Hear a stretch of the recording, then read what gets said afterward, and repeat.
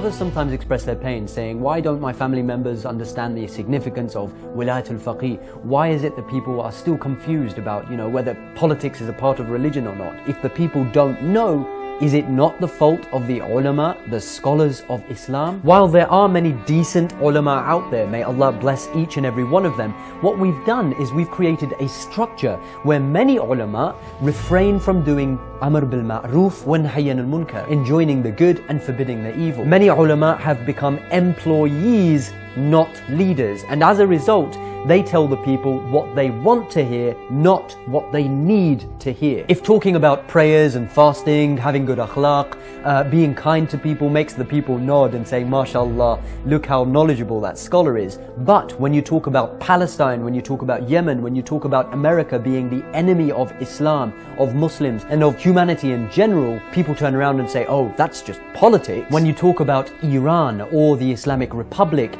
then people turn around and say, oh, that's just politics. Stay out of that.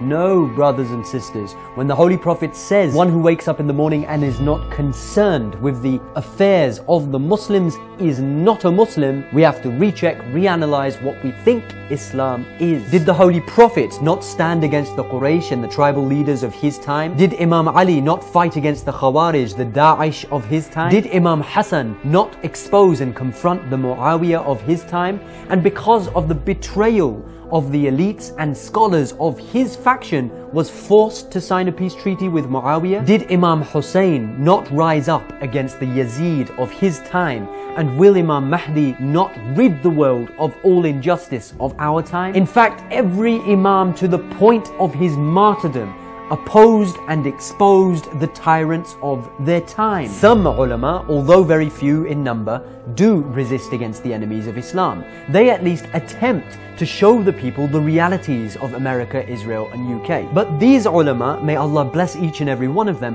are often sidelined, silenced and oppressed. People say, oh, he's just too political. Oh, he's just a troublemaker. Oh, he's just too extreme. Inshallah, we're going to share something with you today that perhaps most Muslims have never even heard of. It is the sermon of Imam Husain to the scholars of his time, revealing to us the roles, responsibilities and duties of the ulama, i.e. the scholars of Islam. Imam Husain, the grandson of the Holy Prophet, says, O people, take lesson from the counsel God gave to his friends when he rebuked the rabbis by saying, why do the scholars and rabbis not forbid their sinful talk and consumption of what is unlawful? Truly what they have done is evil. And he says, cursed by the tongue of David and Jesus son of Mary are those among the children of Israel who disbelieved on account of their rebellion and transgression. They did not prevent each other from committing vile and corrupt acts. Surely what they did was abominable. God reproached them because they saw with their own eyes the oppressors committing vile and corrupt acts, but did not stop them, out of love for the favors they received from them, as well as fear of persecution and injury. However, God says, fear not men, but fear me. And he says, the believing men and women are friends and protectors to each other. They enjoin the good and forbid the evil. They perform the prayer and pay the alms and obey God and his messenger. Even if we do nahy anil munkar, forbidding the evil on a societal level, we tell sisters to observe hijab, we tell brothers not to sell drugs, we tell people to not steal. That's all great and it has to be done. But what about nahy anil munkar on a global level? Why are we not exposing some governments for their agenda against hijab? Why are we not crying out against nations that are selling drugs, NGOs that steal from other nations? Are these two not our duties? Imam Khomeini has even written an exposition of this sermon. He was one of the true ulama, inshallah, because he taught the spiritual sciences of Islam, he implemented the Islamic jurisprudence, and he did nahy anil munkar against the oppressors of his time. Imam Husain continues, God mentions the duty of enjoining the good and forbidding the evil before all other duties, because he knows that if it is performed and is established in society, all other duties, the easy and the difficult, will also become established. The reason for this is that amr bil ma'roof wa nahy anil munkar means summoning people to Islam, as well as resistance against injustice, opposing and struggling against oppressors, and endeavoring to ensure that public wealth and income derived from war are distributed in accordance with the just laws of Islam, and that taxes are collected, levied, and expended in due and proper form. To all those who think that scholars should stay out of politics, do you think that was Imam Husain's view? Struggling against oppressors and endeavoring to ensure public wealth, collecting taxes, Imam Husain is telling the scholars that it is their duty to do these things. To those who think that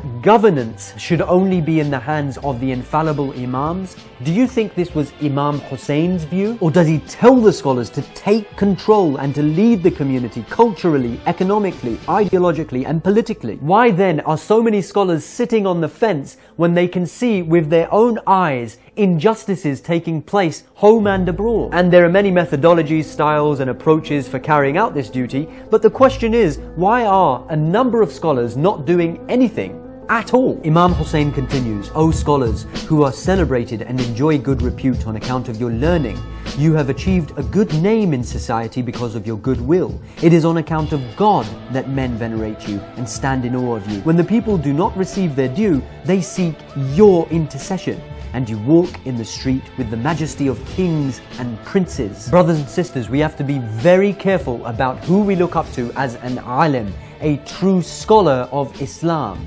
There are many scholars and public speakers out there who are shown vast amounts of respect. We kiss their hands. We stand up for them when they enter the room. Imam Husain says, have you not earned all this respect and prestige because of the people's hopes that you will implement God's laws, even though in most instances you have failed to do so? Yes, there may be some scholars who are the most eloquent of speakers. This does not necessarily make them an alim of Islam. There may be some scholars who have impressive amounts of knowledge. This again does not necessarily make them an alim of Islam. If you want to know who the true alim of Islam is, then look for those who do amr bil ma'ruf wa nahy anil munkar.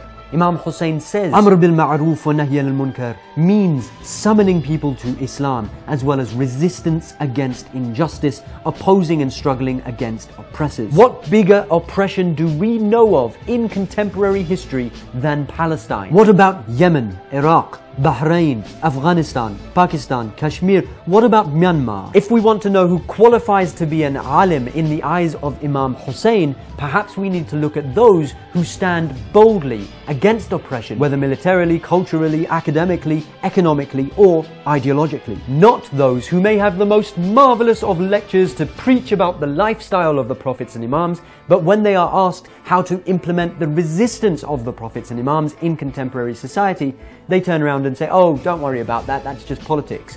Have such scholars not neglected a major part of the deen of Islam? You have taken lightly your duties as leaders. You have neglected the rights of the oppressed and the lowly, but have assiduously pursued what you regard as your personal rights. You have not spent your money or risked your life for the sake of the one who gave you life, nor have you fought against any group or tribe for the sake of God. Anybody can memorize some verses of the Holy Quran, learn some hadith, put on a turban, start giving public lectures about the history and the akhlaq of the Ahlul Bait, and earn some cash from the people. What's difficult is to spend one's own hard-earned money for the sake of Allah. What's difficult is to risk one's own life for the sake of Islam. Nobody said it was supposed to be easy. You think it's easy to become the inheritors of the legacy of all the divine messengers? You want to know who struggled? Look at people like Sheikh Zakzaki, standing against Zionism. He didn't just study in the holy city of Qom, he fearlessly implemented what he learned, and millions responded to the message. Look at Sheikh Nimr, standing boldly against the Saudi regime. Look at Shahid Mutahiri, look at Shahid Baqir al-Sadr,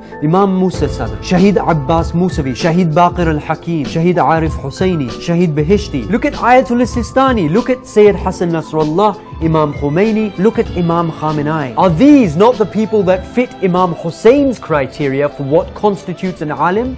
Look at them and then look at us. I'm ashamed.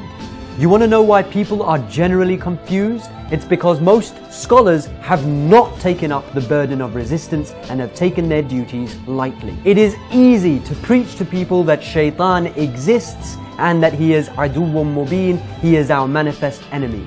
What's difficult is to point the finger at the USA and say, this is the great Satan, the physical manifestation of that enemy. This is shedding our bloods on the battlefield. This is stunting us in our economics. This is culturally infecting us. This is ideologically campaigning against us. Forget about physically or economically fighting back. We are not even prepared to recognize the enemy for what it is, let alone make others aware. As a result, there's Muslims out there who still trust American and British news outlets. There's Muslims out there who are yet being indoctrinated by American and British movies and mainstream media. There's Muslims out there who still trust the Western education system to practically raise their children. Then they see their children going astray and wonder, where did I go wrong? Were the scholars not supposed to spend their money and risk their lives for the sake of Allah in order to make it clear to people who the enemy is in order to oppose this oppression? But we didn't.